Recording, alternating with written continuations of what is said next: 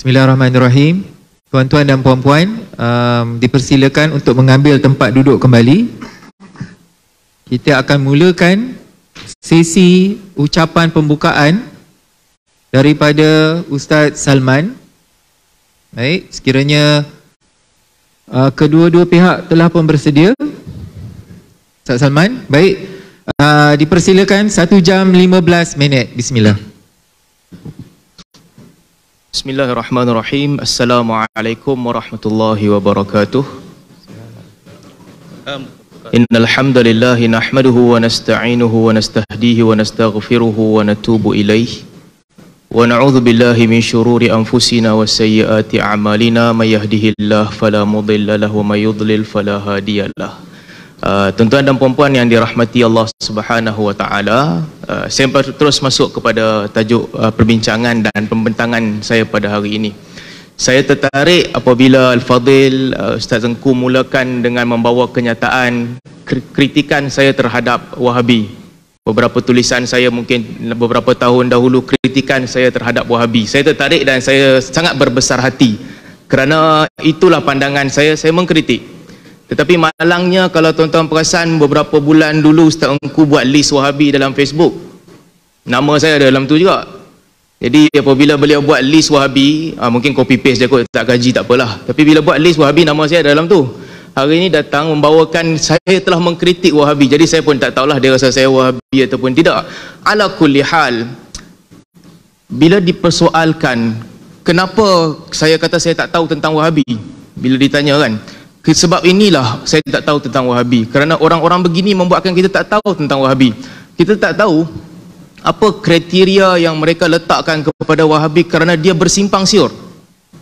Semua perkataan-perkataan yang diucapkan tadi tentang sifat dan sebagainya, ada anda dengar perkataan nama Muhammad bin Abdul Wahab? Ada dinakalkan daripada Muhammad bin Abdul Wahab? Lalu anda letakkan kesalahan kepada Wahabi. Dan anda dengar khilaf, Utsaimin sebut, Al-Albani bantah. Jadi kalau sesama mereka khilaf, bagaimana anda boleh kata itu mewakili pandangan Wahabi dan menyesatkan mereka? Ini beberapa persoalan yang saya akan masuk dengan lebih mendalam lah dalam sekejap lagi. Jadi saya mengambil pendirian untuk membentangkan pada hari ini bahawa aliran Wahabi sebagaimana yang mungkin takrif ringkas yang diberikan oleh Al-Fadhil Ustaz Engku sebentar tadi, aliran yang diasaskan ataupun mengikut ideologi Muhammad bin Abdul Wahab, pada saya ia tidak sesat. Ia ada kekurangan, ia ada kritikan, dan saya telah mengkritik, tuan-tuan melihat kritikan saya, tapi dia tidak sesat. Kerana kalau nak sesatkannya, kita akan lihat rentetan daripada itu ke mana dia akan membawa kita. Baik, pertama sekali, apa yang saya akan bentangkan pada hari ini adalah tentang sejarah ringkas Muhammad bin Abdul Wahab, dan yang kedua berkaitan dengan pelabelan yang diletakkan terhadap Wahabi. Yang ketiga, saya akan ulas sedikit yang disebutkan oleh Ustaz Engku tadi, pandangan ulama terhadap Muhammad bin Abdul Wahab. Yang keempat, pegangan Muhammad bin Abdul Wahab berselari dengan Ahli Sunnah wal Jamaah sebagaimana yang disebutkan tadi, bersama dengan Al-Quran dan juga Sunnah. Dan saya akan bahaskan beberapa isu dalam sesi yang pertama ini, di antaranya tentang Tauhid Rububiyah, Tauhid Uluhiyah, Tauhid Al-Asma' wa Sifat, isu bid'ah, isu mazhab yang dibangkitkan tadi di akhir pembentangan, kononnya serangan terhadap anti mazhab dan sebagainya, isu khawarij dan juga takfir. Baik, kalau kita lihat sejarah Muhammad bin Abdul Wahab, dia mula keluar daripada Dar'iyah, daripada kampungnya ke Madinah untuk belajar setelah umurnya lebih kurang sebelum 20 tahun beliau keluar. Kemudian beliau menuju ke Madinah, beliau belajar dengan Hayat Sindi, gurunya. Dan Muhammad bin Abdul Wahab dikenali dalam silsilah sanad mazhab Hambali, memegang sanad yang antara sanad yang paling pendek dengan Imam Ahmad bin Hanbal, sanad yang paling ali disebutkan. Dan kalau beliau belajar ke Basrah, beliau pergi ke Ahsa dan beberapa perjalanan lain Muhammad bin Abdul Wahab, sehinggalah beliau sampai ke Dir'iyah dan bergabung dengan Muhammad bin Saud pada 1158 di Dir'iyah. Kemudian berlaku beberapa siri peperangan, 100 lebih peperangan. Ya. Dan dalam peperangan ini, kalau kita buat kiraan, yang meninggal dalam peperangan ini lebih kurang 4,000 ke 5,000 orang. Dan pada tahun 1185 beliau menghantar muridnya pergi ke Mekah untuk berdialog dengan ulama Mekah. Dan beliau meninggal dunia pada tahun 1206 Hijrah tanpa membuka kota Mekah lagi. Belum sampai ke situ, belum ada pertembungan lagi. Yang ada nanti generasi kedua selepas Muhammad bin Abdul Wahab. Baik, macam kita sebutkan tadi, kenapa susah nak define Wahabi? Kerana ini yang berlaku dalam keadaan masyarakat kita. Siapa sahaja orang awam yang mengajak kepada keterbukaan dalam mazhab, anda boleh dengar kenyataan Datuk Mufti dan sebagainya, keterbukaan dalam mazhab, tidak terikat dengan mazhab. Akhirnya apa? Dilabel Wahabi, dilabel anti mazhab. Buktinya baru tadi ada dalam slide. Sebab itu kita tak boleh define. Sesiapa yang mengajak untuk meninggalkan bid'ah, sedangkan meninggalkan bid'ah ini adalah pegangan semua mazhab. Tidak ada mazhab ahli sunnah wal jamaah, melainkan mereka akan mengatakan beberapa perbuatan fiqh adalah bid'ah. Semua mazhab mereka datang, mereka kata pecah belahkan mazhab masyarakat. Sedangkan dalam mazhab Syafi'i sekalipun, perkataan bid'ah digunakan dalam masalah khilafiyah di kalangan ulama mazhab Syafi'i. Tidak ada orang yang menentang khurafat. Tidak ada orang yang menentang khurafat, melainkan orang ini akan dikatakan tak percaya kepada karamah, lalu diletakkan label Wahabi. Contoh paling jelas, ada ustaz yang memang merepek. Bila dia cerita tentang tinggi bangunan Firaun, merepek tak masuk akal, dan dia pun merepek. Sebelum pengakuan dia, kita ke hadapan. Ramai orang ke hadapan mengatakan ni tak masuk akal, takkanlah tinggi itu bangunan Firaun. Apa mereka kata? Mungkin karamah boleh pakai. Kamu Wahabi tolak dia. Akhirnya bila ustaz itu sendiri mengaku yang dia salah kaji, salah maklumat, diam. Demikian juga, boleh tengok saya tulis tadi, saya tulis dalam Facebook yang Ustaz Engku kut, masalah dengan gerakan Wahabi ni, bukan gerakan Wahabi, ekstremis Wahabi, mereka salah faham tentang taat kepada pemerintah.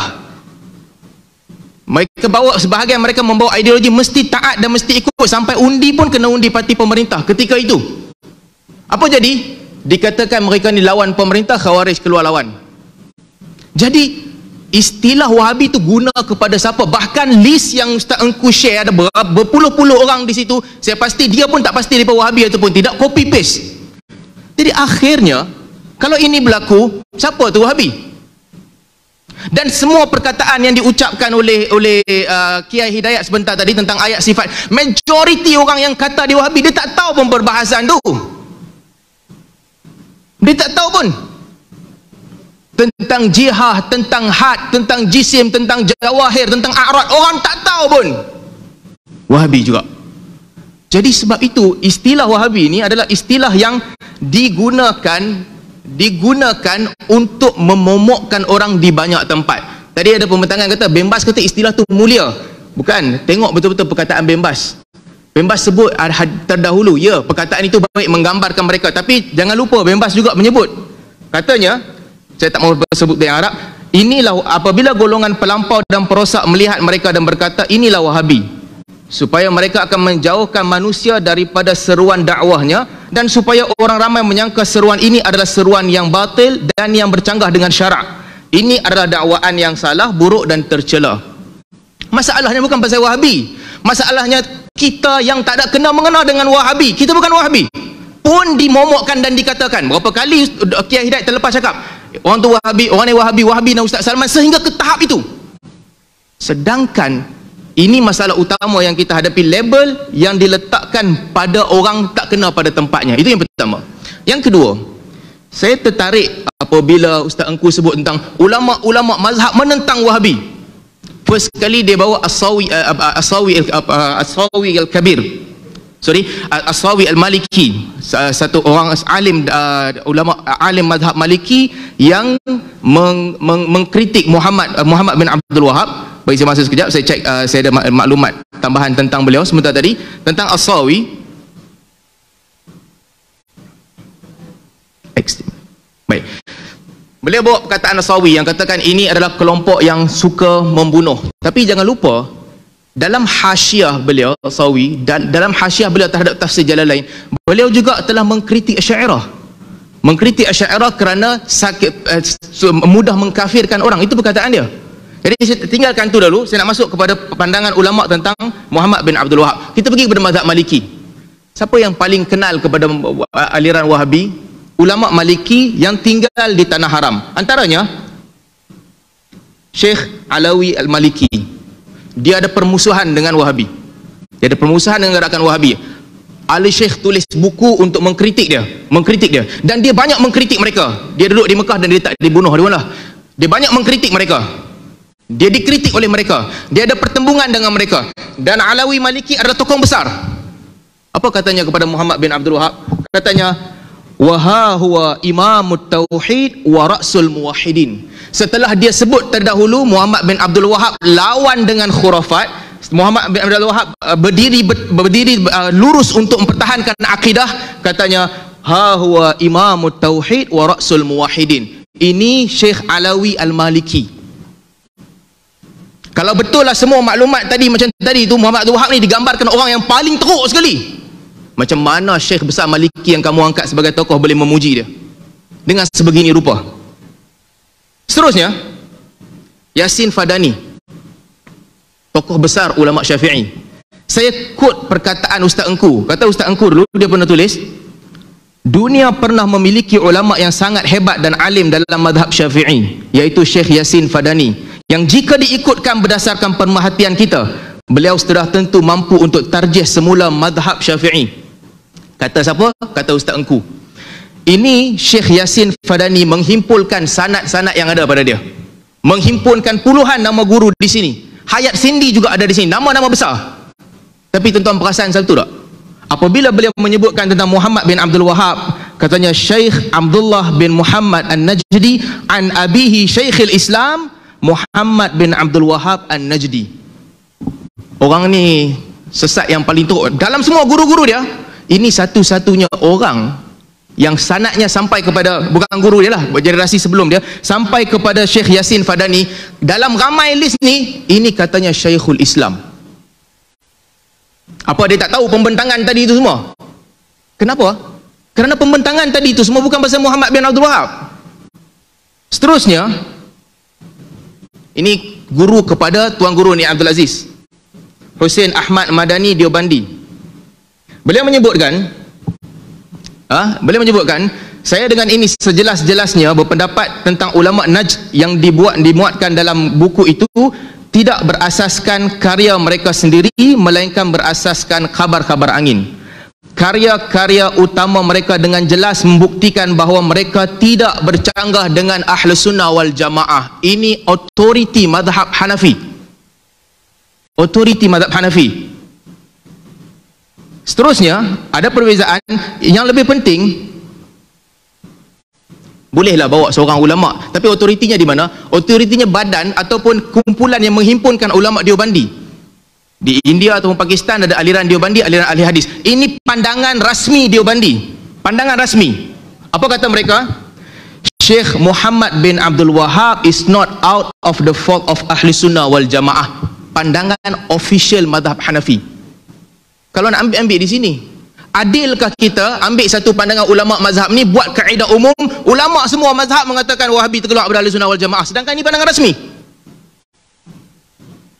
Dan pandangan yang rasmi ni kata, kalau nak tahu lebih lanjut, lihat tulisan Maulana Muhammad Manzur Nu'ani. Dan disebutkan tulisan saya sebutkan di sini juga terjemahan daripada tulisan Muhammad Manzur Uthmani.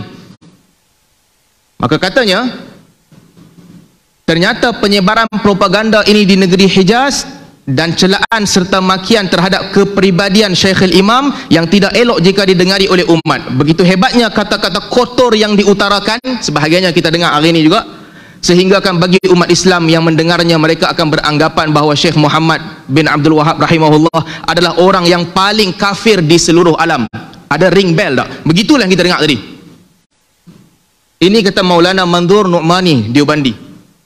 Baik, bagilah tokoh-tokoh yang diiktiraf dalam negara kita. Dua tokoh dalam negara yang pernah mendapat pengiktirafan Ma'al Hijrah, Dr. Wahbah Az-Zuhaili memuji Muhammad bin Abdul Wahab. Katanya antara suara kebenaran yang paling berani dan antara pendakwah islah pembinaan jihad yang paling besar, Dr. Wahbah Az-Zuhaili. Kata Dr. Yusuf Al-Qaradawi, Imam Muhammad bin Abdul Wahab yang menjadi keutamaan adalah untuk menjaga akidah, Di bawah itu, melancarkan gerakan dakwah bagi memusnahkan pelbagai fenomena kesyirikan, Dr. Yusuf Al-Qaradawi. Dan seterusnya, ulama Azhar, Jadul Haq, Syekhul Azhar. Ini saya tak jumpa ulama Wahabi pun puji begini, tapi Syekhul Azhar, Jadul Haq memujinya, katanya, dia menyebutkan wa qad jaa fil hadits syarif qaul Nabi sallallahu alaihi wasallam innallaha yab'atsu li hadhihi al umma ala ra'si kulli mi'atin sanah man yujaddidu laha dinaha. Dia menunjukkan Muhammad bin Abdul Wahab pada martabat ni, yang pengikut Muhammad Abdul Wahab pun tak bagi dia martabat ni, mujaddid abad ini. Anda boleh bersetuju ataupun tak bersetuju, tetapi yang dikatakan tadi, pengikut dia mentaksub dia, mengangkat dia tinggi. Tapi tengoklah mana-mana aliran Wahabi ni antara aliran yang paling kurang taksub kepada tokoh dia. Mereka tak pergi doa kepada kubur tokoh dia, ada dengar? Mereka tak pergi cium, tunduk, sujud kepada tokoh dia, ada dengar? Dan pujian sebegini rupa datang daripada Syekhul Azhar, bukan datang daripada mereka sendiri. Tiba-tiba datang ke sini dibawakan ideologi seolah-olah kelompok ini kelompok yang paling taksub kepada guru mereka. Seterusnya, Ahmad Tayyib, Syekhul Azhar yang baru ni, apa dia buat?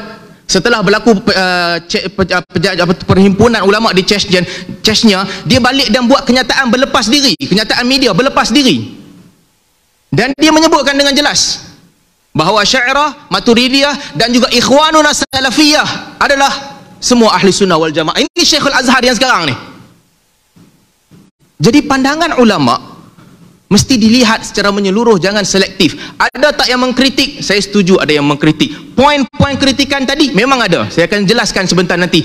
Apakah yang mengkritik itu tokoh? Mereka juga tokoh, betul. Tapi berlaku adil lah. Berlaku adil. Bawakan ke semua pandangan dan lihat secara pertengahan. Seterusnya, pegangan Muhammad bin Abdul Wahab. Satu, berkaitan dengan tauhid. Saya akan ulaskan sedikit tentang tauhid rububiyah, uluhiyah, al-asma' was sifat. Pandangan beliau berkaitan dengan bid'ah, ataupun pandangan Wahabi berkaitan dengan bid'ah, dan juga tentang mazhab. Sebab tadi serangan terus disebutkan tentang mazhab. Baik, tentang tauhid 3. Soalan kita yang pertama, apakah ada keluasan untuk nak bahagikan tauhid kepada tauhid 3 ataupun tidak? Dan yang kedua, bagaimana tauhid rububiyah dan uluhiyah ini dilihat pada pandangan ulama Islam yang terdahulu daripadanya? Dan yang ketiga, apakah ini bertepatan ataupun tidak dengan Al-Quran dan Sunnah? Ini saya kena puji Ustaz Engku sikit lah, sebab dah semakin matang. Dahulunya, kata Ustaz Engku dahulu, apabila dia membantah pembahagian Tauhid 3, katanya, namun ianya tetap memerlukan sokongan dalil, apatah lagi jika berkaitan dengan persoalan akidah. Ini dululah 5 tahun lepas. Tapi pembentangan terbaru, bid'ah di dalam kaedah penyusunan semata-mata tidaklah menjadikan ia bercanggah dengan syarak. Matang sikitlah. Itu yang kita setuju. Takkanlah nak bahagi tauhid pun membahagi cara mengajar tauhid pun memerlukan dalil qat'i. Alhamdulillah 2022 sedikit lebih matang daripada 2016 lah.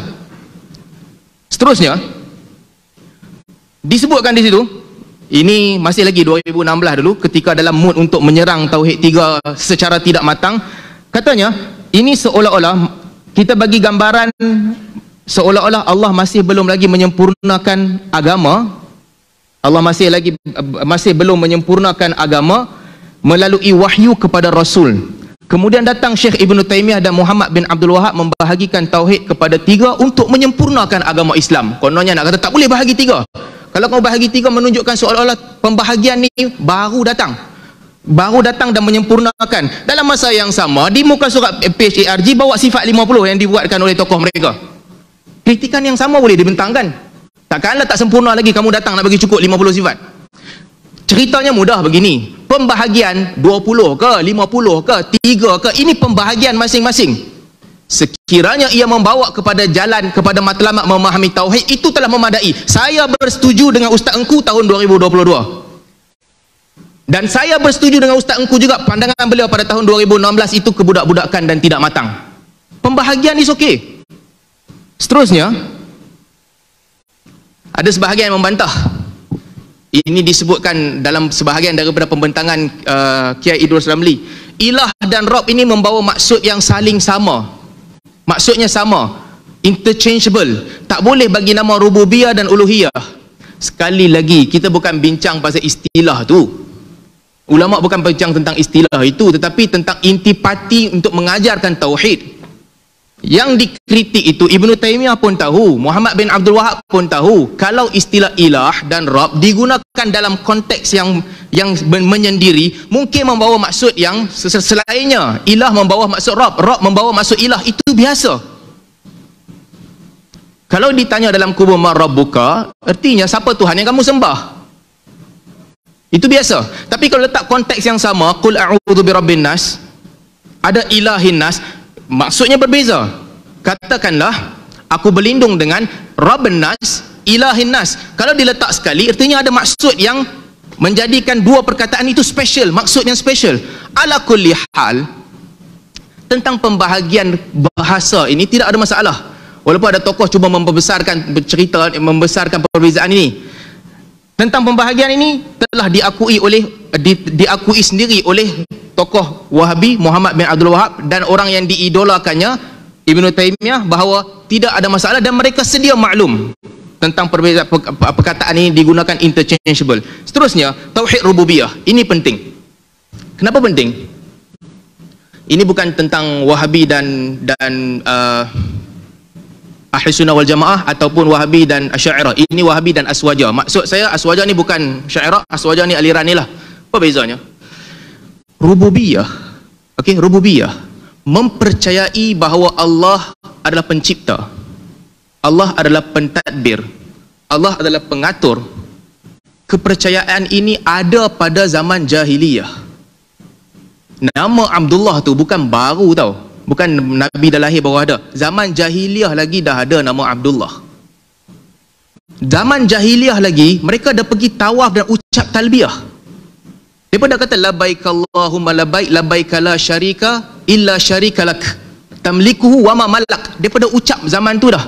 Kami menyahut seruanmu wahai Allah, kami datang kepadamu ya Allah. Tidak ada sekutu bagimu melainkan sekutu yang engkau punya dan engkau miliki dia, dan juga dia segala yang dimilikinya. I'tiqad ini dah ada dah. Di zaman jahiliyah lagi mereka percaya. Fa idza raqibu fil fulki da'u Allah mukhlishina lahuddin. Apabila mereka menaiki lautan di atas kapal, mereka akan doa minta sungguh-sungguh kepada Allah. Lepas itu bila depa tenang, depa relax, depa tak doa dah. Ini i'tiqad daripada zaman jahiliyah. Nabi perang dengan Abu Jahal. Abu Jahal minta doa kepada Allah Taala untuk menangkan dia. Tahu? Abu Jahal minta kepada Allah Taala. Menunjukkan konsep rububiyah, percaya bahawa Allah lah pencipta, pentadbir, pengurus alam ini, ada pada masyarakat jahiliyah. Sebab tu dalam ayat-ayat Al-Quran, wala in sa'altahum man khalaqas samawati wal ard la yaqulunna Allah. Kalau kamu tanya kepada mereka siapa yang menciptakan langit dan bumi, mereka katakan Allah. Kalau kamu tanyakan kepada mereka siapa yang menciptakan mereka, mereka katakan Allah. Dan seterusnya, ayat-ayat begini banyak di dalam Al-Quran. Baik, apa isunya? Isunya musyriki Mekah tetap kafir walaupun mereka percaya Allah pengatur, pentadbir. Kenapa? Kerana mereka pergi minta kepada berhala. Sebelum kedatangan Amr bin Luhai bawa berhala masuk ke Mekah, mereka tak ada berhala. Bila datang berhala di situ, mereka minta kepada berhala. Mereka percaya Allah yang bagi, tapi mereka tetap kafir.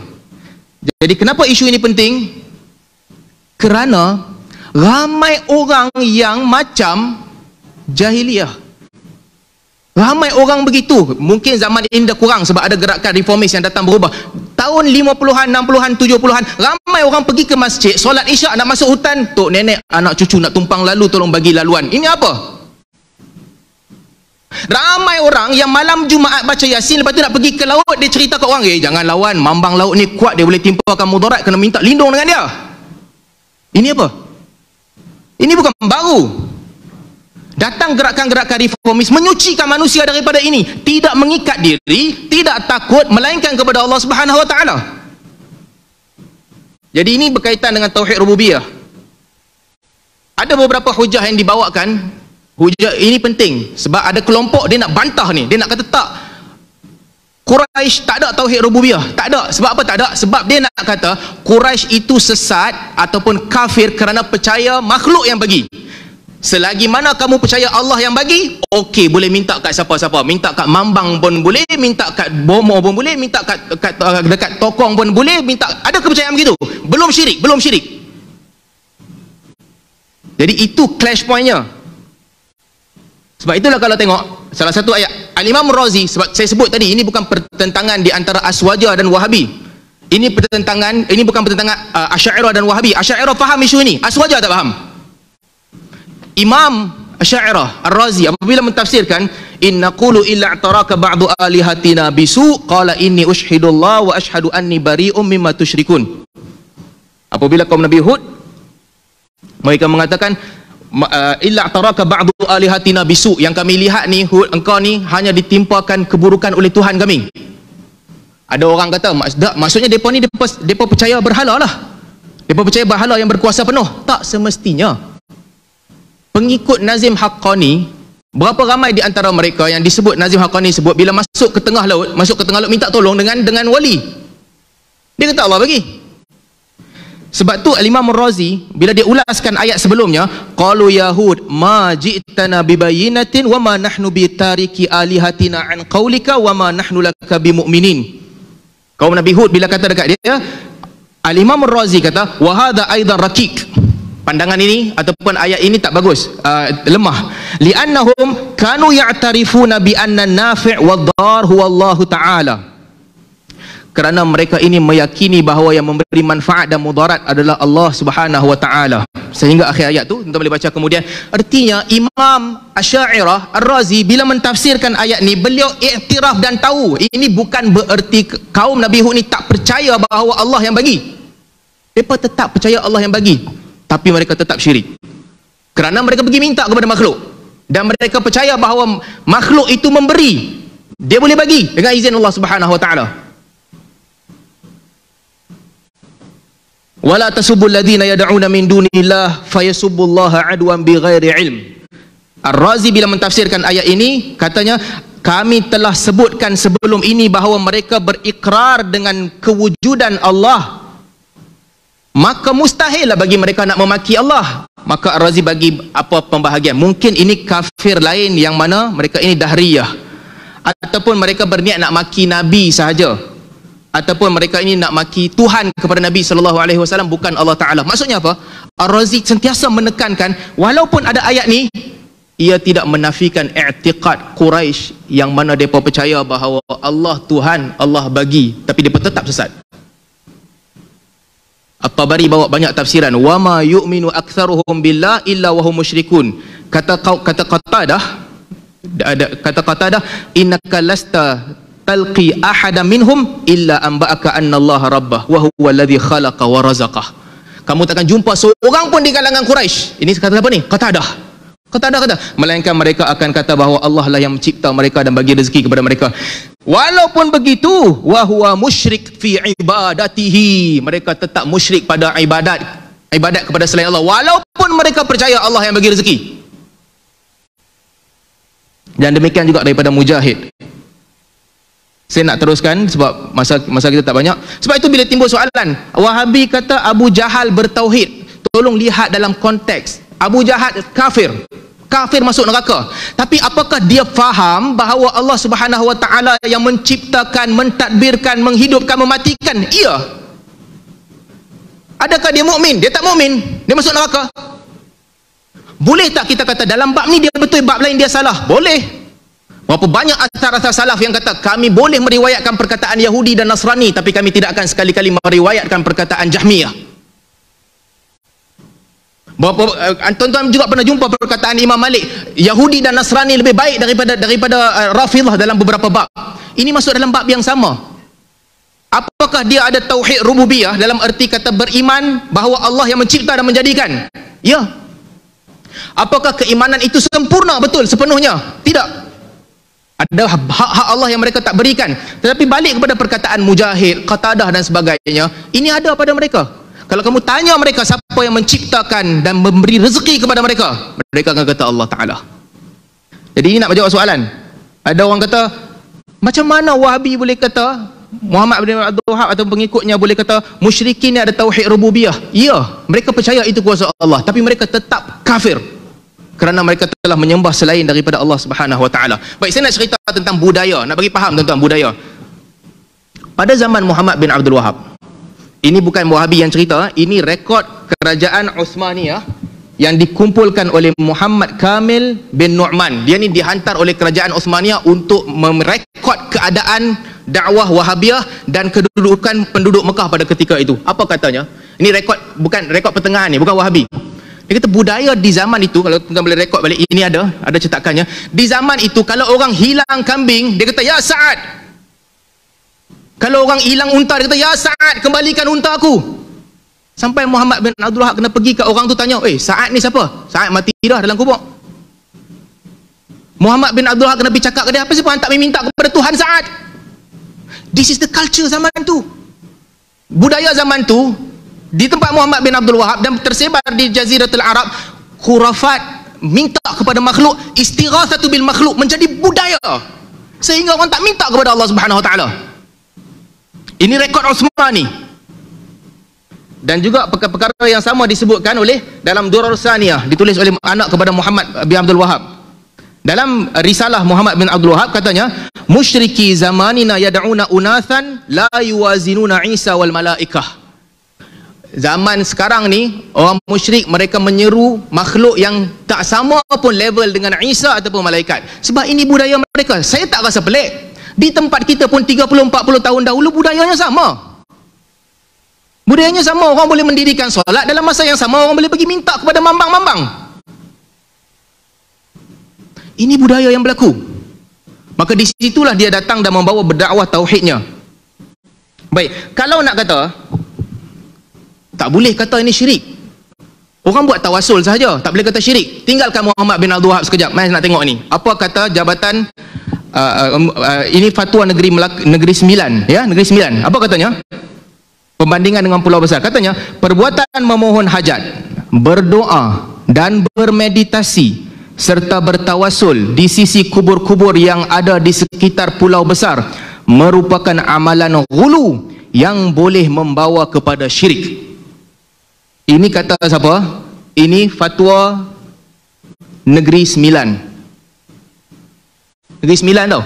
Kalau ikut apa yang disebutkan tadi, mohon hajat tak apalah selagi yakin Allah Ta'ala bagi. Doa di kubur tak apalah, bertawasul tak apalah di kubur. Tapi fatwa negeri Sembilan ni mengatakan bahawa perbuatan ini ghulu yang boleh membawa kepada syirik. Perbuatan memuja dengan tujuan untuk mendapatkan bantuan daripada sesuatu objek seperti di kubur Sultanul Arifin dan sebagainya seterusnya adalah syirik.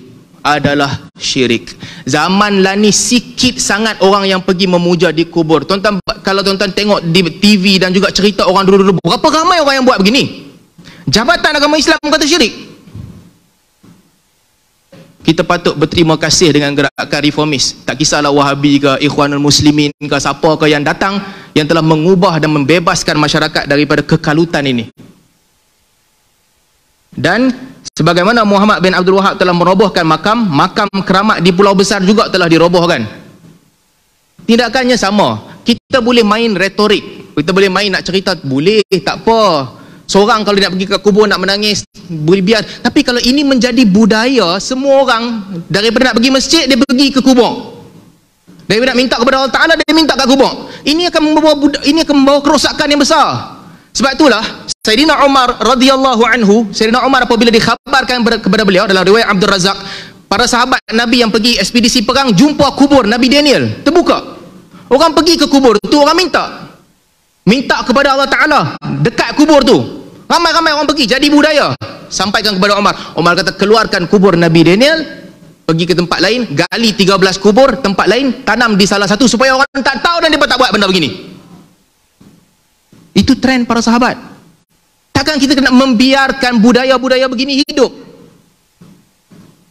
Seterusnya, minta kepada orang mati untuk menyelesaikan hajat. Bismillah.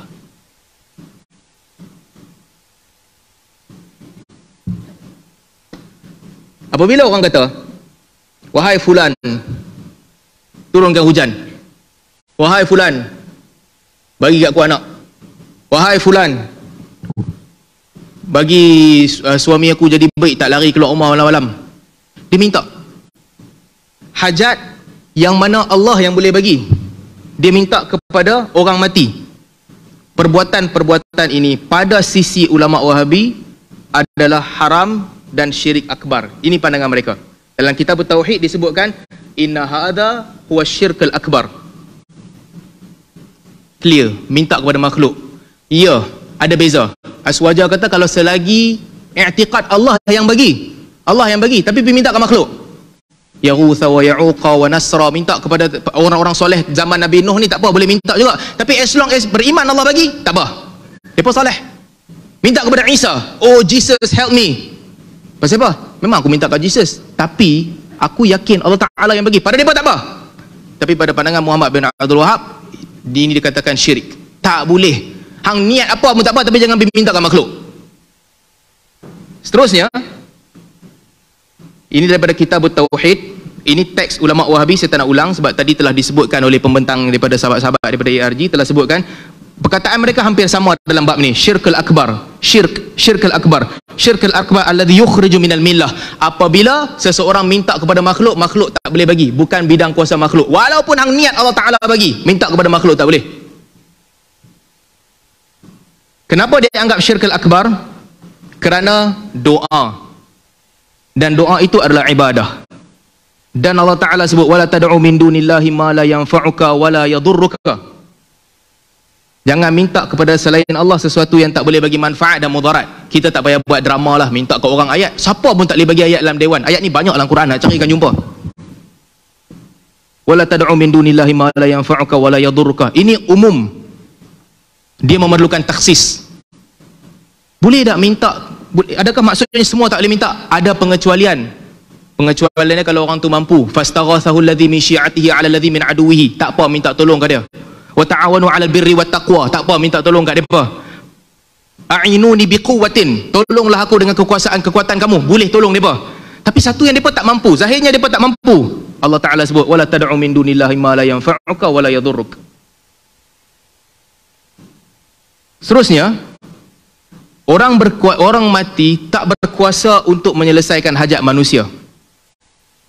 Ini logik yang mereka gunakan. Mereka tidak mendengar melainkan dengan izin Allah. Hadis Abu Ayyub Al-Ansari disebutkan apabila orang mati baru pergi ke kubur, ketika itu orang yang dah lama dalam kubur akan tanya kepada orang yang baru masuk tentang keluarga mereka.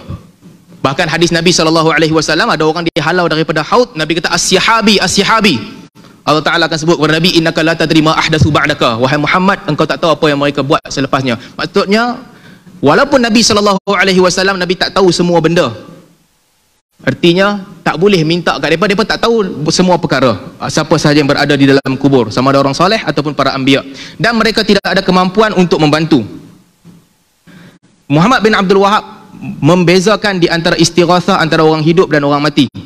Katanya, kita menolak istighathah ibadat seperti yang mereka lakukan di atas kuburan para wali atau ketika para wali tidak hadir di hadapan mereka atas perkara-perkara yang tidak mampu dilakukan melainkan Allah Subhanahu wa taala. Ini dibantah.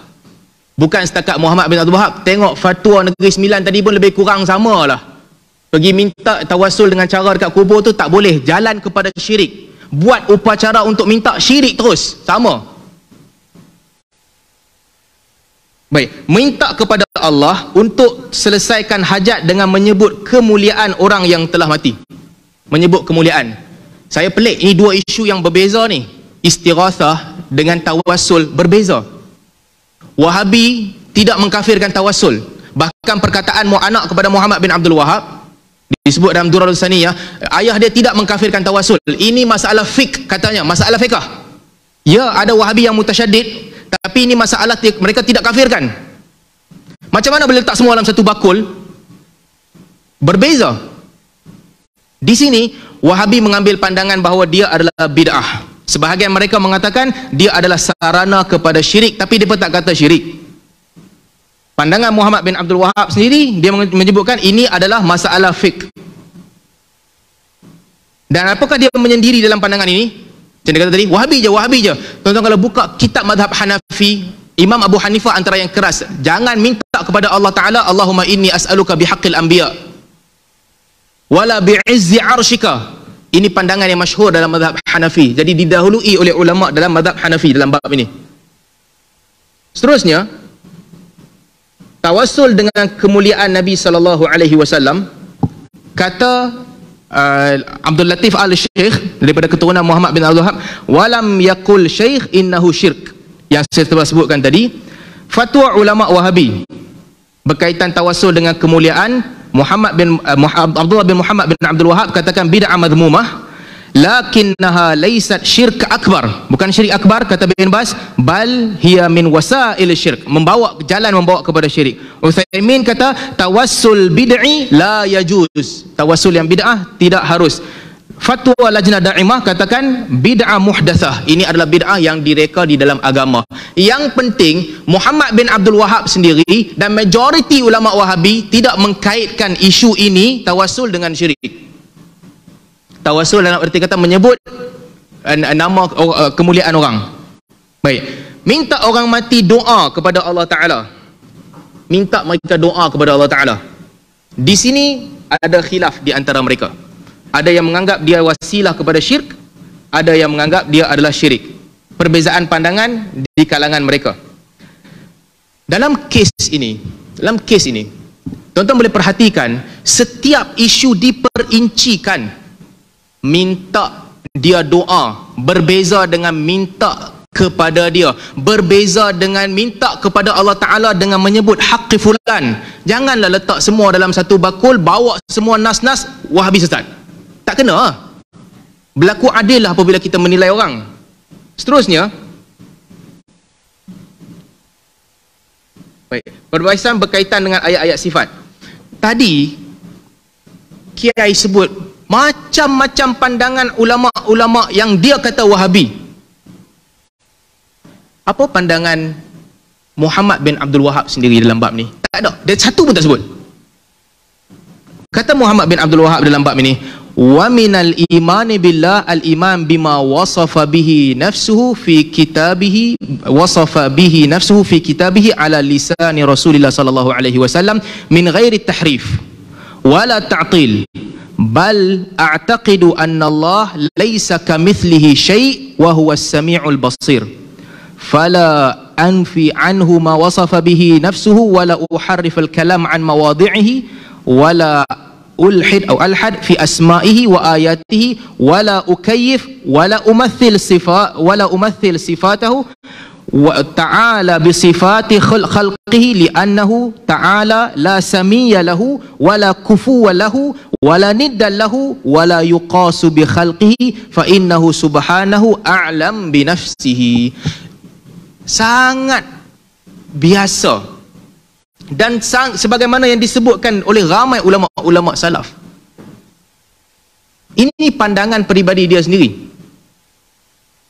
Nak sesatkan seseorang, rujuklah pandangan dia sendiri. Dia sebut dia ada kashfus syubhat, Durasani yang menghimpunkan perkataan dia, itu semua tak bawa. Pergi bawa, tuan-tuan, ekstremis dalam semua aliran ni ada, yang tersasar dalam semua aliran ni ada. Sahabat-sahabat kita di sana pun tak setuju dengan Ahbash. Tapi adilkah saya kalau saya ambil perkataan ulama-ulama Ahbash sebagai contohnya dan saya kata ini menunjukkan bahawa Aswaja salah? Tak adil lah. Nak rujuk kepada imam kalau perkataannya ada,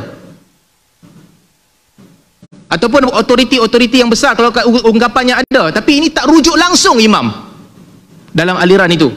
Seterusnya, baik, berkaitan dengan sifat, saya akan panjangkan lagi dalam sesi kedua nanti, perbahasan panjang yang disebutkan oleh Kiai tadi. Antara perkara yang dua perkara penting, sifat Allah Subhanahu Wa Taala. Apabila kita bincang tentang sifat Allah Subhanahu Wa Taala, banyak yang disebutkan oleh Kiai. Saya nak sentuh beberapa perkara. Satu tentang kaifa majhul. Kata Kiai, Imam Malik tak kata kaifa majhul. Imam Malik kata kaif ghair ma'qul. Al-istiwa ma'lum, kami tahu makna istiwa, tetapi kaifa, bagaimana istiwa itu adalah ghair ma'qul, tidak diketahui, bukan majhul. Ghair ma'qul bukan majhul. Kerana apa? Kerana nak menekankan, nak insist bahawa Imam Malik kata tak ada kaif. Kononnya nak tekankan tak ada kaif. Tapi perasan tak? Yang kata kaifa majhul itu guru kepada Imam Malik, Rabi'atul Ra'yi. Dan ramai orang yang menakalkan ungkapan Malik dan Rabi'ah, mereka letak dalam satu bakul, termasuk Ibn Hajar Al-Haytami. Artinya apabila Imam Malik kata kaifa ghair ma'qul, bukan bererti ma'dum, bukan bererti tak ada kaif bagi sifat Allah, tapi kita tak tahu. Dan demikianlah cara untuk memahami perkataan ulama salaf berkaitan dengan sifat Allah Subhanahu wa taala. Antaranya, kalau saya boleh bawakan beberapa contoh sahaja. Ini kata Az-Zahabi, okey, ini kata Az-Zahabi. Tadi dikut daripada Az-Zahabi dalam Al-Ulul Aliyil Ghaffar, wa maqal mutaakhiril mutakallimin anna Allah laysa fis sama' wala 'alal 'arsy wala 'alas sama' wala fil ard wala dakhilal 'alam wala kharijal 'alam wala huwa ba'in an khalqihi wala muttasil bihim wa qalu jami'an hadhihi al asya' sifatul ajsam wallahu munazzahun 'anil ajsam. Az-Zahabi kata nah? Tadi dibawakan Az-Zahabi, ini Az-Zahabi kata, adapun perkataan mutaakhirin mutakallimin yang katakan Allah tidak di langit, tidak di atas arash, tidak di atas langit, tidak di bumi, tidak di dalam, tidak di luar alam, tidaklah terpisah daripada makhluknya, dan tidak juga bercantum dengan makhluknya. Semua tidak. Ini pegangan Asy'ariyah, nafikan semua. Sebab kata kalau isbat, artinya kita isbat Allah itu sama seperti jisim. Jadi nak bagi tak sama dengan jisim, Allah tak boleh di dalam alam, di luar alam pun tak boleh, di atas alam pun tak boleh, di dalam alam pun tak boleh, bersentuh pun tak boleh, berpisah pun tak boleh. Kata Imam Zahabi, fa inna hadhihi sulub nu'ut ma'dum wala naqulu biqaulikum fa inna hadhihi sulub nu'utul ma'dum ta'ala Allahu jalla jalalahu 'anil adam. Kerana Imam Zahabi kata kami tak pegang pandangan ni. Sebab kalau kami pegang pandangan ni, ini adalah sifat-sifat sesuatu yang tak wujud. Saya bukan nak bantah akidah tu. Pada saya berbeza, tak ada masalah, kita berbeza. Tapi ada kritikan. Kena faham bahawa ada ulama telah memberikan kritikan. Janganlah kita ambil dan kita menganggap bahawa seolah-olah orang yang tak sama dengan kita tu kafir dan teruk betul. Tuan-tuan boleh lihat apabila mentafsirkan perkataan Fir'aun, inni la'adhunuhu kadhiba, inni la'adhunuhu minal kadhibin. Fir'aun kata kepada Musa, aku anggap Musa tipu. Tipu apa? Kata At-Tabari, Musa beriman Allah di atas arash. Saya tahu Kiai baca buku tu, ditulis dalam buku dia. At-Tabari kata Musa beriman Allah di atas arash. At-Tabari kata. Apa kata Ar-Razi? Ar-Razi kata, siapa yang kata dalam ayat tu Musa percaya Allah di atas arash, dia bodoh. Dia berada di atas kemuncak kejahilan. Dia ikut akidah Fir'aun. Dia sama lembab macam Fir'aun. Ini kata siapa? Kata Ar-Razi kepada At-Tabari. Saya tak mau besarkan isu ni. Kalau saya nak main permainan macam tu boleh. Tengok ulama Asy'ariyah telah memaki salaf. Saya terpaksa buat sebab isu ni dibawa. Bab takfir sama juga tuan-tuan. Kalau nak main tentang takfir, disebutkan tadi kan tentang takfir. Asy'ariyah tidak mengkafirkan orang lain yang kafirkan. Tahun 474 dalam Kitabul Muntazam disebutkan ada peperangan di antara Hanabilah dan Asy'ariyah sehingga Asy'ariyah tak pergi solat Jumaat, bergaduh mereka. Tahun 617 dalam Mu'jamul Buldan, walam yabqa minasyi'ati wal Hanafiyah illa man yukhfi madhhabahu. Ini di negeri Rai kerana berperang dengan Asy'ariyah. Dan juga ekstremis Najmuddin Al-Khabushani Asy-Syafi'i. Najmuddin Al-Khabushani Asy-Syafi'i, dia menyebutkan ada peperangan di antara dia dan Hanabilah. Abu Dzar Al-Harawi Al-Asy'ari. Abu Dzar Al-Harawi ni ulama Asy'ariyah yang orang pertama yang membawa maksud Asy'ariyah di Mekah, sebagaimana disebut dalam kitab-kitab sejarah. Dia yang mula-mula menyebarkan Asy'ariyah di Mekah. Apa katanya?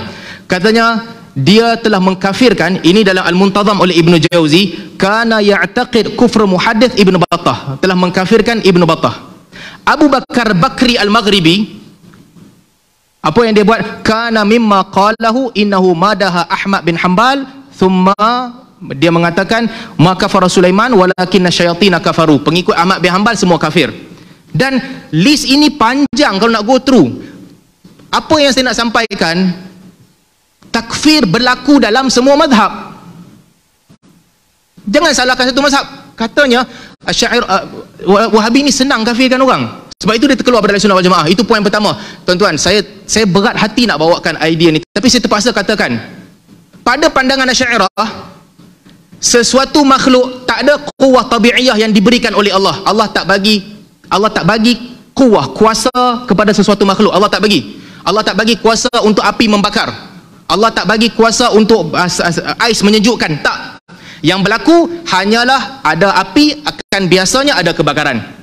Ada ais, biasanya akan jadi sejuk. Bila-bila boleh ditarik. Sesiapa yang percaya bahawa Allah bagi kuasa untuk membakar kepada api, ini majoriti orang, semua orang, saya rasa orang Asy'ariyah di sini pun sama, semua percaya Allah bagi pada api sifat dan kuasa untuk membakar. Allah bagi. Dan Allah boleh tarik bila Allah nak tarik dalam hal mukjizat. Sesiapa yang percaya begitu, kata Al-Bajuri, sama ada dia kafir ataupun dia fasik. Saya boleh buat macam ni. Kalau nak buat, boleh buat. Tetapi kita akan membawa ke mana? Belah sini kafir kan belah sana, kata belah sana mudah takfir. Belah sana kata belah sini mudah takfir. Akhirnya nak bawa ke mana? Al-Imam Syirazi rahimahullah menyebutkan siapa yang tidak beriman dengan akidah yang disusun oleh Abu Hasan Al-Asy'ari, dia kafir. Saya berat, saya tak tulis benda ni, sebab saya tak nak bawa. Tapi bila bercakap dengan orang, dia melemparkan perkataan seolah-olah dia berada di dalam satu mazhab yang suci. Saya terpaksa. Seterusnya, perbahasan tentang bid'ah. Bid'ah ini satu perkara yang saya expect akan disebut, akan dibincangkan, tapi tak dibincangkan. Mungkin mereka matang juga berbanding terdahulu. Dalam perbentangan Ustaz Engku selalu sebut, nak kata sunnah tak apa, tak mau buat tak apa. Tak, bukan setakat itu. Pandangan ahli sunnah wal jamaah, semua mazhab kata, nak kata sunnah boleh, nak kata bid'ah pun boleh. Itulah ahli sunnah wal jamaah. Banyak amalan yang para ulama ahli sunnah wal jamaah berbeza pandangan antara sunnah ataupun bid'ah. Yang kata tak boleh kata bid'ah ni seorang ni ya, Mahathir Jol. Dia seorang yang kata, jangan kata bid'ah. Sedangkan lihat ucapan-ucapan ulama ahli sunnah wal jamaah, even dalam mazhab yang sama sekalipun. Al-Imam Nawawi kata sapu tengkuk. Ya, Al-Ghazali kata okey, tapi pada aku itu bid'ah. Biasa. Dan begitu juga dengan pandangan-pandangan yang lain. Tapi kerana isu ni tak bawa, saya pun tak nak panjangkan. Nanti kalau panjangan kita akan teruskan lagi tentang isu ni. Ringkasnya, pandangan Aswaja tentang masalah bid'ah bercanggah dengan ijma'. Buktikan saya salah. Ijma' ulama ahli sunnah wal jamaah. Ijma'. Sebagaimana Wahabi pembuat juga. Bid'ah berlaku pada masalah khilafiyah. Itu yang disebutkan oleh Izz bin Abdul Salam bila dia bahagikan bid'ah kepada 5, dan dia disebutkan dengan jelas. Ada bid'ah yang para ulama berbeza pandangan. Ada yang kata sunnah, ada yang kata bid'ah. Aliran baru ni yang datang kata tak boleh kata bid'ah. Kata sunnah, tak mau buat, tak boleh buat. Tapi jangan kata bid'ah. Ini tidak ada asasnya dan ini ciptaan baru yang bercanggah dengan ijma'. Seterusnya, ini isu yang, baik, saya nak skip beberapa isu. Saya pergi kepada isu terakhir. Baik. Kalau tuan-tuan lihat buku-buku mazhab, sebab saya kena bangkitkan isu ni juga, sebab kebanyakan sirah fatwa menyebutkan Wahabi mudah membid'ahkan. Sebenarnya bukan Wahabi mudah membid'ahkan, semua mazhab fiqh membid'ahkan mazhab lain. Mazhab Maliki lagi banyak perkara yang mereka bid'ahkan. Sujud kepada Hajarul Aswad, Imam Malik kata makruh. Peluk bila balik daripada musafir, Imam Malik kata makruh. Khususkan setiap hari Khamis untuk baca Al-Quran, Imam Malik kata makruh. Berkumpul selain di Arafah, di masjid pada hari Arafah untuk baca doa, Imam Malik kata makruh. Dalam mazhab Hanafi, zikir dengan suara kuat-kuat, takbir dengan suara kuat-kuat, dikatakan makruh. Sapu kepala dengan air baru selepas wuduk. Tuan-tuan lihat betapa kecilnya isu ni. Pada kita kecil je. Tapi kerana mazhab itu berpegang bahawa hadis yang sahih daripada tangan, lepas sapu tangan, lebihan air itu sapu kepala, dia kata kalau sapu kepala dengan air yang baru, itu adalah bid'ah. Baca Quran salah ke? Tak salah. Mana salah baca Quran? Tawaf baca Quran salah ke? Tak salah. Baca Quran dengan cakap, mana lebih teruk? Mestilah cakap. Kurang sikit nilai pada baca Quran. Kata Imam Malik, kalau bercakap sedikit ketika tawaf tak apa, tapi kalau baca Quran aku makruhkan. Ini biasa. Apabila sesuatu ibadat tidak ada asas di dalam sunnah, diangkat sehingga orang menganggap itu sunnah, para ulama menggunakan istilah bid'ah, sama ada makruh ataupun haram. Sujud saja-saja bukan sujud syukur, sujud saja. Al-Imam Nawawi katakan haram dalam sebahagian riwayat. Dan dia katakan bid'ah. Jadi berkaitan dengan bid'ah, walaupun tidak dibawa, ini salah satu kritikan yang selalu diberikan kepada Wahabi, dan saya jawab bahawa kritikan ini tidak berasas kerana bid'ah adalah perkara biasa. Antara sunnah dan bid'ah digunakan dalam semua mazhab. Hidup secara harmoni. Siapa anggap sunnah dia buatlah. Siapa anggap bid'ah dia tak payah buat dan dia pegang dengan pandangan bid'ah. Seterusnya tentang mazhab. Tadi ada last sedikit pembentangan tentang mazhab. Baik, ini saya nak kena jelaskan. Fitnah ni tersebar luas. Ramai orang kata Wahabi ni tak ikut mazhab. Saya bukan Wahabi. Buktinya Ustaz Engku kata saya bukan Wahabi. Dia bawa lagi saya kritik Wahabi. Ni saya kata pasal Wahabi ni. Wahabi tak ikut mazhab. Wahabi anti mazhab. Ini disebutkan dalam Durar Saniyah. Apa katanya? Wa nahnu aidan fil furu' ala madhhabil Imam Ahmad bin Hanbal. Dalam masalah furu' kami mengikut mazhab Ahmad bin Hanbal. Wala nunkiru ala man qallada ahad a'immatil arba'a duna ghairihim. Kami tidak membantah nak ikut siapa-siapa pun imam 4 mazhab. Jangan ikut orang lain, jangan ikut Syiah, jangan ikut selainnya Rafidhah, Zaidiyah, Imamiyah, jangan ikut. Tapi nak ikut imam 4 mazhab mana-mana pun boleh. Wala nuqirruhum zahiran ala syai' min madhahibihim fasidah. Mazhab-mazhab yang salah ni kami tak terima. Bal nujbiruhum ala taqlid ahadi a'immatil arba'ah. Kami mewajibkan mereka untuk taklid kepada salah satu a'immah yang arba'ah. Lalas sampai kat Aswaja kata apa? Wahabi anti mazhab. Ini Wahabi kata ni. Aku mewajibkan kamu taklid kepada salah satu di antara mazhab yang 4.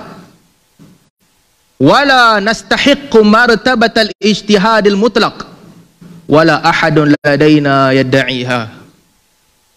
Kami tidak berada pada darjat untuk bermujtahid secara mutlak, dan tidak ada seorang pun daripada kami yang mendakwa ada kelebihan itu. Durar Saniyah, buku anak Muhammad bin Abdul Wahab tulis. Apa dia berkata kat sana? Ada Wahabi yang kata Ibnu Taimiyah lebih baik daripada imam 4 mazhab, lebih baik daripada tabi'in, lebih baik daripada sebahagian sahabat. Tengoklah apa perkataan tokoh-tokoh utama dalam mazhab. Tengoklah, berlaku adil lah. Mutatarrifin ada di mana-mana. Aqwal mutatarrifah, aqwal tatarruf daripada sebahagian orang ada di mana-mana. Tapi lihatlah di sini. Illa annana fi ba'dil masail idza sahha lana nas jali min kitab aw sunnah. Kalau ada, melainkan dalam beberapa masalah, apabila ada nas yang jelas daripada kitab dan sunnah dan tidak bercanggah dengan yang lebih kuat daripadanya, akhadna bihi wa taraknal madhab. Kami mengambilnya dan kami tinggalkan madhab. Samalah macam kita di Malaysia. Dalam beberapa kes, madhab-madhab telah, fatwa-fatwa negeri telah meninggalkan madhab Syafi'i. Cukai pendapatan tak ada dalam madhab Syafi'i. Tapi kita tahu ada keperluan. Bayar cukai, bayar zakat, zakat pendapatan. Bayar zakat fitrah dengan duit, ganti dengan duit, tak ada dalam mazhab Syafi'i, tapi diambil. Samalah macam Muhammad bin Abdul Wahab juga, ada beberapa masalah dia keluar daripada mazhab Hambali. Tuan-tuan, kita nak berbeza boleh, tapi jangan jahat. Itu je cerita dia, jangan jahat. Singa Aswaja, Idrus Ramli, dalam buku soal jawab Wahabi, apa dia tulis? Dia ambil quotation. Quotation ni cerita penuh yang mana Muhammad bin Abdul Wahab bercerita tentang dia tulis surat kepada ahli batil. Ahli batil, orang-orang yang batil ni, apa mereka nak buat? Mereka nak menghalalkan istighasah dan sebagainya, perkara-perkara yang pada Muhammad bin Abdul Wahab ini haram. Dia berkata alasan kami ini fiqh. Alasan fiqh nak menghalalkan istighasah. Tuan-tuan, saya dah sebut tadi budaya mereka macam mana. Menjadi budaya, tak pergi minta ke Allah Ta'ala. Ada masalah, terus pergi cari makhluk-makhluk, minta. Seru nama makhluk terus, tak seru nama Allah. Dia kata yang ni fiqh boleh terima. Muhammad bin Abdul Wahab bantah mereka. Muhammad Abdul Wahab kata ini syirik, kamu bagi nama fiqh. Nampak tak konteks dia? Kes itu spesifik. Bila dia debat dengan orang, dia kata ini perbuatan syirik, kamu bagi nama fiqh. Sampai kat Singa Aswaja, Idrus Ramli katanya apa? Katanya pendiri Wahabi berkata ilmu fiqh itu syirik. Berapa jauh hang punya pusing? Macam mana orang tak maki Wahabi kalau begini? Ini terkena kepada ulama Hanafi tadi. Kalau semua orang buat macam ni, buat macam Kiai Idrus Ramli, buat macam ni, quotation yang salah, taqawul yang salah, sampai ke orang luar, orang akan makilah. Dia kata lain. Kesimpulannya apa? Ilmu fiqh itu syirik. Para ulama ahli fiqh itu setan-setan manusia dan jin. Ilmu fiqh harus ditinggalkan. Ya Allah, sampai begini dia punya spin. Inilah cabaran yang dihadapi oleh Wahabi di kebanyakan tempat. Seterusnya, Khawarij. Dikatakan Wahabi ini Khawarij. Kenapa? Ini pandangan sebahagian ulama, kita setuju yang disebutkan ulama yang berbeza dengan Wahabi mengatakan mereka ini Khawarij. Satu, kerana mereka bermudah-mudah mengkafirkan umat Islam. Bab ini saya sekali lagi saya minta maaf rakan-rakan Asy'ariyah. Saya tak minta maaf dengan rakan-rakan sewajarlah. Tak apa, saya minta maaf dengan rakan-rakan Asy'ariyah, kita berkawan, tapi kita kena akui ada pandangan mazhab yang keras, ada dalam Wahabi dan ada dalam Asy'ariyah. Sebahagian ulama Asy'ariyah yang mengkafirkan orang atas alasan orang itu beriman bahawa makhluk ada quwwah tabi'iyah yang Allah bagi pada dia dan Allah boleh cabut pada bila-bila masa. Ini menjadikan ramai orang masuk dalam daerah kafir. Betul. Demikian juga sebahagian daripada ulama Wahabi yang mudah-mudah, sebahagian mereka yang disebutkan tadi, mudah-mudah mengkafirkan orang dalam masalah tawassul dan sebagainya. Sebahagian daripada mereka, ini tak boleh. Ya, tapi apakah Wahabi sahaja yang nak kena hentam, Asy'ariyah tak kena hentam? Tak adil lah macam tu. Perkataan macam diucapkan oleh Imam Syirazi, faman i'taqada ghaira ma asyarna ilaihi min i'tiqadi ahli al-haqqil muntasibina ila al-imam Abi Hasan Asy'ari radhiyallahu anhu fa huwa kafir. Tak boleh perkataan begini. Dan kadang-kadang ulama besar juga menghadapi masalah yang sama.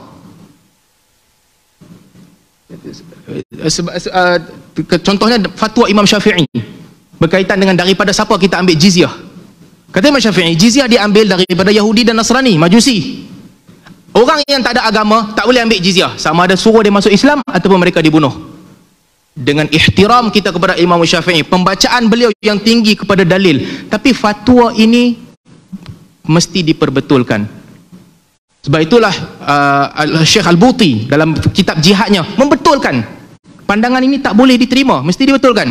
Al-Qaradawi dalam Fiqhul Jihad dia juga membetulkan. Demikianlah ihtiram kepada para ulama. Walaupun ulama besar ada perkataannya yang tak betul ataupun yang tak boleh diterima. Tuan-tuan, saya nak bagi contoh mudah lah. Al-Imam Ibn Hazmin, dia punya hentam Asy'ariyah ni sangat teruk dia hentam. Tuan, kalau baca Asy'ariyah pun tak terima dia kata ucapan-ucapan yang teruk yang tak patut diucapkan.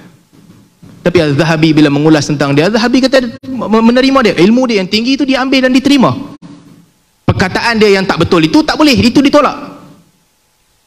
Demikianlah cara kita berinteraksi dengan orang. Jadi berkaitan dengan kafir, saya minta maaf kalau sebab kafirkan orang ni nak keluarkan daripada Ahli Sunnah wal Jamaah, sila Asy'ariyah dengan Wahabi dua-dua keluar.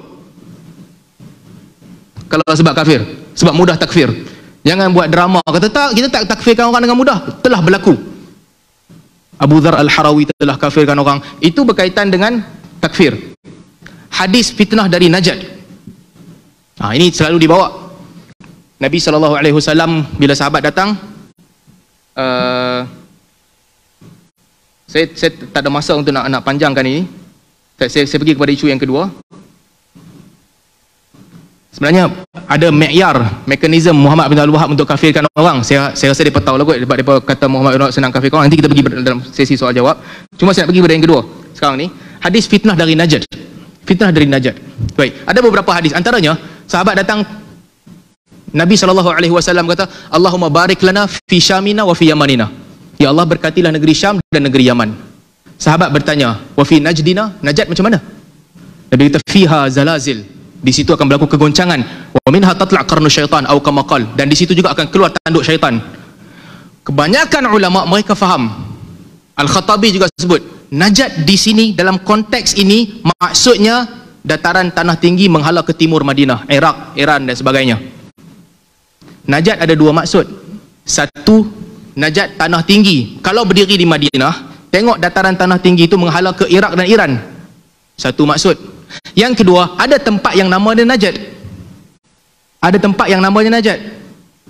Baik, apa maksud Nabi? Konteks. Apabila Nabi SAW kata, Ya Allah, berkatilah negeri Syam dan negeri Yaman, Syam tu apa?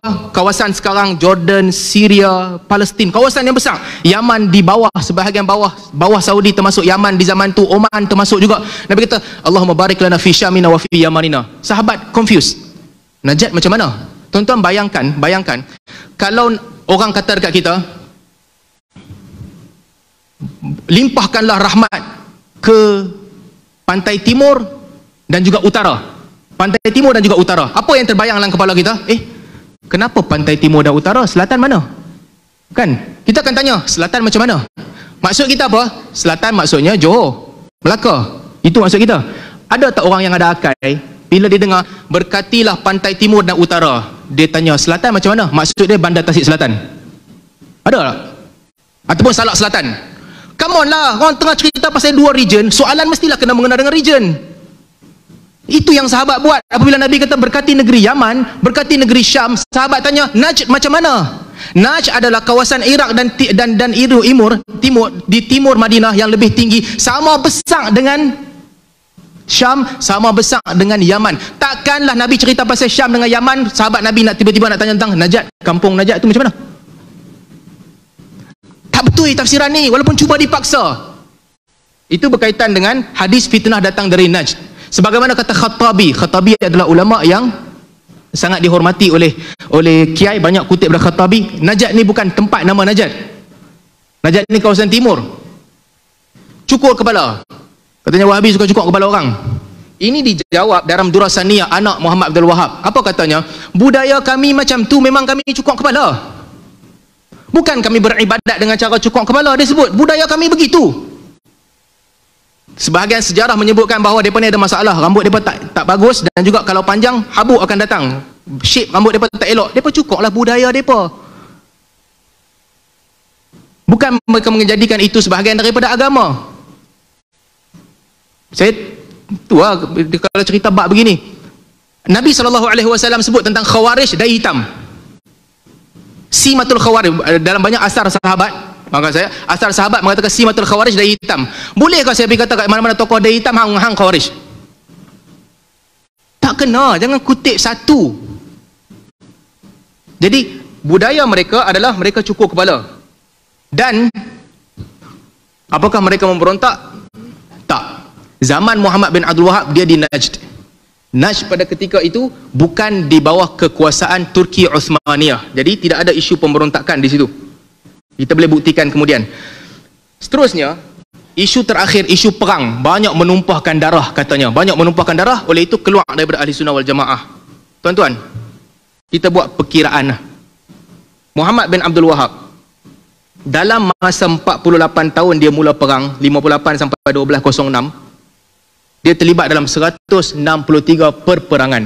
Dia kafirkan orang, orang kafirkan dia balik. Fair, square. Kalau keluar dari semua, boleh keluar semua sekali, keluar dari sunnah. Tapi dalam peperangan 163 peperangan ni, kita kira dia membunuh, terlibat kematian lebih kurang 4,000 ke 5,000 orang. Boleh rujuk dalam Unwan al-Majd fi Tarikh Najd. Okey, dia ni banyak bunuh orang, keluar dari sunnah wal Jamaah. Apa pula yang dilakukan oleh tokoh Asy'ariyah, iaitu Ibn Tumat. Ibn Tumat di Maghrib, dalam 7 peperangan dia di Maghrib, 9 tahun, dalam tarikh Dimashq disebutkan dia bunuh lebih daripada 200 orang. 200,000 orang, Asif. Ini disebutkan oleh Ibnu Kathir sebut, dalam beberapa hari sahaja dia telah membunuh 70,000 orang. Beberapa hari, satu occasion. 70,000 orang mati dibunuh. Mula-mula dia perang di satu perkampungan orang yang minum arak. Disebutkan dalam tarikh Dimashq dengan tafsir, orang tu minum arak, dia perangi mereka sehingga mereka tak minum arak. Kemudian dia pergi ke perkampungan kedua, dia isytiharkan perang kepada raja di tempat tu. Kerana apa? Kerana mereka dituduh mujassimah. Mereka dituduh mujassimah. Bahkan ramai penulis sejarah yang mengatakan bahawa mereka itu hanya mengikut nas. Kerana tuduhan mujassimah, ratusan ribu nyawa telah dibunuh oleh Ibn Tumat. Tak apa, saya tak ada masalah, saya tak nak kaitkan dengan Ibn Tumat, tak apalah, tak mau. Tapi tak adil lah kalau kamu hentam Wahabi habis-habisan, sedangkan ini kamu angkat sebagai tokoh. Buku Ibn Tumat ni siapa cetak ni? Aqidah Mursyidah, tulisan Ibn Tumat, dicetak oleh ASWJ ni, lambang siapa ni? Kamu angkat orang ni sebagai tokoh. Kamu hentam orang lain yang terlibat dalam perang. Macam mana ni? Seterusnya, itu peperangan yang berlaku antara Ibn Tumat. Dan kita kena faham satu benda, ideologi keganasan tidak ada kaitan secara langsung, bukan kaitan secara langsung dengan akidah ataupun madhab seseorang. Sebab keganasan ini cross madhab. Jangan tertipu, jangan menjadikan kelompok minoriti di mana-mana sebagai sasaran untuk kata kelompok ni lah pengganas, kelompok inilah yang selalu melakukan keganasan, ni kena jaga. Siapa ada kawan polis bagi tahu, berhati-hati. Kalau tidak, kita akan biarkan keganasan yang paling besar bermaharajalela, kita sentiasa menjadikan hadaf kita kelompok-kelompok minoriti. Lihat sejarah, kita akan lihat dengan jelas. Di Malaysia sendiri, contohnya di Malaysia, cerita Al-Ma'unah ni, tuan-tuan semua tahu. Cerita Al-Ma'unah. Apa yang jadi?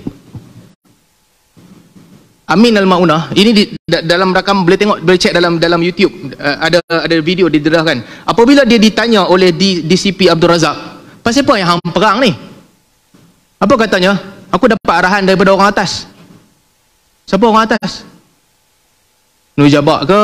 Wali jenis, wali budalak ke? Wali Raus ke? Siapa? Dia tak boleh nak jawab. Dia pengetahuan dia dekat tu je. Boleh tak saya ambil ni, saya kata tarikat-tarikat yang percaya ada arahan langsung daripada wali di atas menyebabkan berlaku keganasan. Saya boleh buat kalau nak buat begitu. Bukti jelas. Dia bukan Wahabi ya. Dia bukan Wahabi. Dia mengikut arahan para wali. Ini trend tarikat. Tapi tak adil lah kalau saya nak letakkan kesalahan pada keseluruhan tarikat di atas kefahaman orang yang salah faham. Demikian juga di sebelah sana juga mesti berlaku adil. Kalau bunuh orang ni, tuan-tuan, nak cerita pasal bunuh orang, tersilap page. Tuan-tuan bayangkanlah, dia pun marah kan, Muhammad Abdul Wahab terlibat dalam perang, bunuh orang. Dalam 9 tahun dia bunuh berapa orang tadi? 4,000, 5,000 orang. Ni saya nak cerita dalam satu occasion seminggu satu occasion. Di Medan Raba'ah di Mesir, 2,000 orang terbunuh, ataupun kurang sikit, 2,000 orang dalam satu occasion seminggu. Okey, siapa yang menghalalkan perbuatan ini? Ali Jumaah, Mufti Ali Jumaah. Apa katanya? Bunuh lagi orang ikhwan, tak apa. Saya boleh faham dan saya boleh justify fatwa Dr. Ali Jumaah. Walaupun dia salah pada ketika itu, memang salah. Dia lah jatuhkan kerajaan yang sah, junta tentera jatuhkan, tentera bunuh orang, mufti pergi kata tak apa, bunuh lagi ikhwan. Kerajaan tu dilantik dengan undi. Saya boleh bersifat keras, menghentam beliau habis-habisan dan mengaitkan tindakan beliau dengan Asy'ariyah, boleh. Tapi kita tak nak buat begitu. Sebab itu perkataan keganasan, perkataan takfir, kena berhati-hati. Kalau nak gunakan perkataan ini, dia akan melibatkan dan kena pada ramai orang. Seterusnya, ini berkaitan dengan Ibn Tumat. Saya pinjam jawapan daripada Dr. Aiman. Katanya, bila orang cerita pasal Ibn Tumat bunuh orang, berperang dan sebagainya, katanya peperangan dan pertumbahan darah adalah sebuah perkara yang biasa terjadi kepada mereka seperti catatan sejarah yang merekodnya. Kadang-kadang seseorang itu dipaksa berperang demi hidup. Kerana tidak, ia akan dibunuh dan dinasti yang berkuasa, dia akan dibunuh oleh dinasti yang berkuasa. Dalam buku ni, muka surat 16. Amboi, bukan main dengan Ibn Tumat boleh justify. Zaman dia berbeza, keadaan dia berbeza, jadi kita kena menerimalah perbezaan itu. Dengan Ibn Tumat boleh, saya tak kisah. Tapi dengan Muhammad bin Abdul Wahab kenapa tak boleh? Saya bukan nak main isu game macam dulu. Dah verify tak dengan anak Muhammad Abdul Wahab? Kalau nak tanya soalan tu tak habis ya. Kita boleh buat, tapi saya tak nak main game macam tu. Dan seterusnya, ini jawapan yang dibuat oleh Dr. Aiman. Jawapan Kiai Idrus Ramli pula katanya, setelah dia tahu dan dia baca tentang semua kerosakan yang dilakukan oleh tokoh Asy'ariyah ini, katanya umat Islam Asy'ariyah tidak pernah menjadikan Ibn Tumat sebagai ulama mu'tabar dalam mazhab Asy'ariyah. Tak pernah pula. Bahkan umat Islam tidak banyak mengenal ketokohan beliau. Ini kata Kiai Idrus Ramli. Dalam Aqidah Mursyidah pula katanya, pada akhir-akhir ini nama Ibn Tumat menjadi bahan tuhmahan dan ikon yang dianggap negatif. Lebih-lebih lagi kitab ini dipuji oleh banyak sekali ulama seperti Imam Subki, Imam As-Sanusi dan lain-lain. Mana satu nak pegang ni? Singa Aswaja ke? ARG ke? Tentang Ibn Tumat. Poin saya, kalau tentang pembunuhan, orang lain buat juga, jangan salahkan satu kelompok. Kalau tentang takfir, ramai orang buat takfir ni.